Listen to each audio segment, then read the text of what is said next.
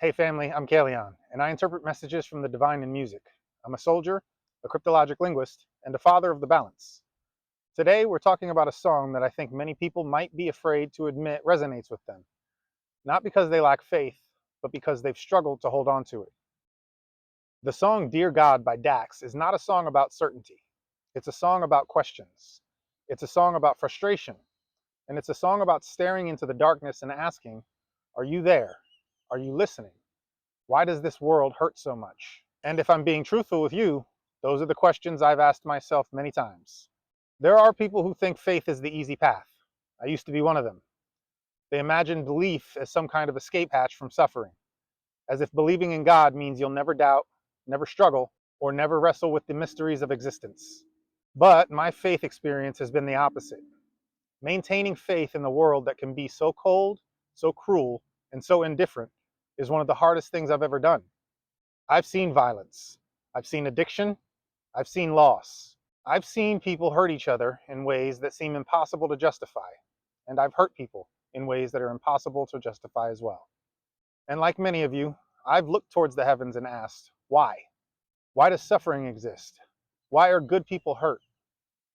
Why do some prayers seem to be answered while others seem to vanish into silence? These aren't easy questions, and I don't think we honor faith by pretending they don't exist. In fact, I think wrestling with those questions is a part of the journey itself, and perhaps the most important part. Many traditions tell stories of people who argued with God, questioned God, challenged God, and searched relentlessly for understanding. Not because they lacked faith, but because they cared enough to seek the truth. For some of us, that search carries an additional weight. Some of us grew up without knowing the love of a father. Some of us grew up without knowing the love of a mother. And as a child who lost both early in my life, these questions are very important.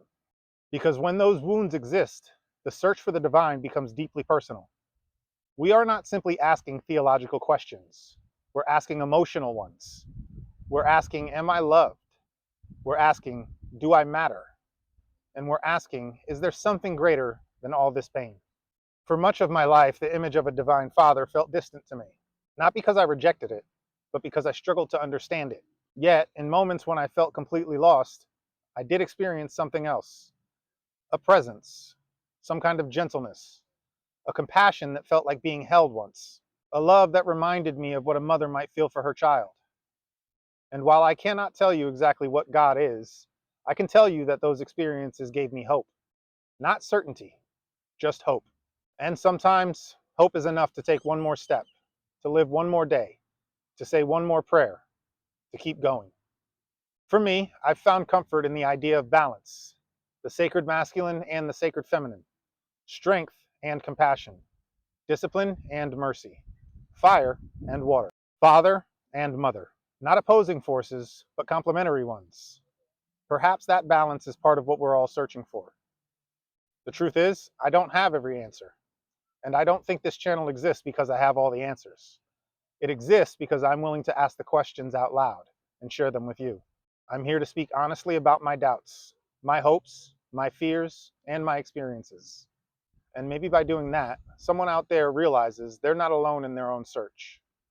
Because if you're struggling with faith today, if you're angry, confused, hurting, or questioning, I want you to know you are not broken, you're searching, just like me. And searching means you haven't given up. As the saying goes, seek and you shall find. The answers may come slowly, they may arrive in unexpected ways, and they may not look the same for each of us. But I still believe the search is worth it. I believe hope is worth protecting. And I believe there is something sacred waiting for those willing to keep asking, keep seeking, and keep walking forward. And now a prayer for my beloved spiritual and code sister Malika. Divine source of all that is seen and unseen. For those who feel distant from you, bring comfort. For those who carry questions, bring patience. For those who wrestle with faith, bring courage. For those who have known loneliness, remind them that they are not abandoned. May every seeker find strength to continue their journey. May every wounded heart discover hope. And may we all find the balance between strength and compassion, certainty and mystery, knowing and seeking. Ashe, Amin, and Amen. If this message speaks to you, help me spread it by liking, commenting, sharing, or simply whispering it into the wind. Thanks for watching, family. See you next time. Same fire, new rhythm.